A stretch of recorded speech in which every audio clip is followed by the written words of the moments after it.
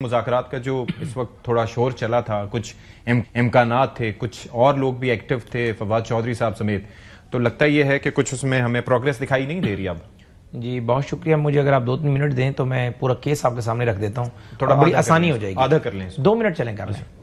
پہلی گزارش تو یہ کہ میں نے آپ کے ہی چینلز پر کوئی آج سے 10-12 دن پہلے، چونکہ رانا صاحب ایسے میرے بڑے بھائی ہیں، دوست بھی ہیں، لیکن میں نے یہ بات آلریڈی کہی تھی کہ محمود اچکزئی کے پاس کوئی اختیار نہیں ہے اور مذاکرات ہو بھی اسی لیے نہیں رہے کہ ہمیں یہ یقین ہے، جس طرح کچھ یونیورسل ٹروتھ ہے نا کہ اللہ ایک ہے، سورج مشرق سے نکلتا ہے مغرب میں غروب ہوتا ہے، اس طرح ہمیں اس طرح یقین ہے کہ بانی تحریک انصاف کا جب دل چاہے گا وہ محمود اچکزئی کو ڈسون کر دیں گے.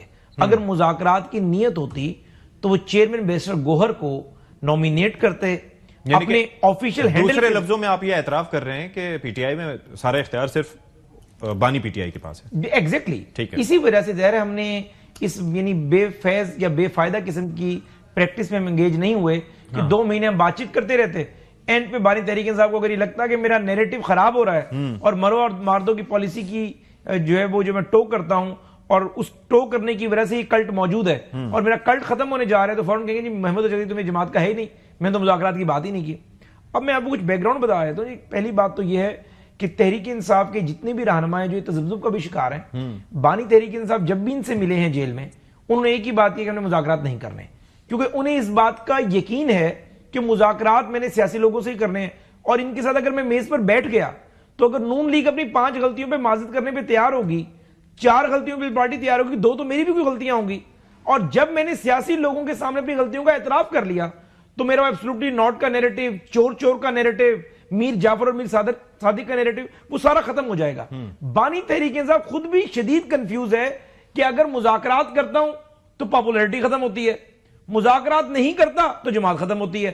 یعنی اب وہ آگے ان کے کنویں اور پیچھے کھائی ہے. اب مذاکرات پھر کیوں شروع ہوئے، بڑی اہم بات ہے.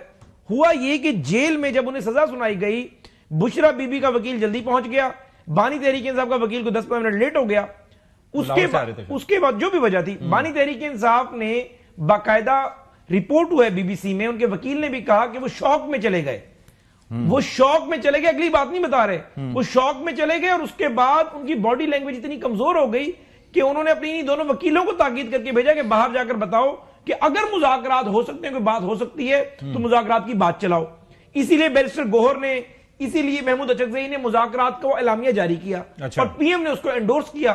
لیکن ہم یہ کہہ رہے ہیں کہ مذاکرات پی ٹی آئی سے کریں گے اور بانی تحریک انصاف برملا کہہ دیں. اچھا وہ نہیں کہہ رہے، ان کی بہنیں کہہ دیں، وہ ٹویٹر ہینڈل سے اس کو انڈورس کر دیں، کیونکہ انہوں نے کیا کرنا ہے ہمارے ساتھ. اگر تو بانی تحریک انصاف کا سٹائل ہے کہ مذاکرات میں اگر وہ کچھ گین کر رہے ہوں گے تو کہیں گے اوکے ہے، اگر مذاکرات میں کچھ لوز کر رہے ہوں گے وہ کہیں گے میرے تو بندے ہی نہیں تھے، محمود اچکزئی اور راجہ ناصر عباس جماعت کے لوگ ہی نہیں ہیں. ٹھیک ہے.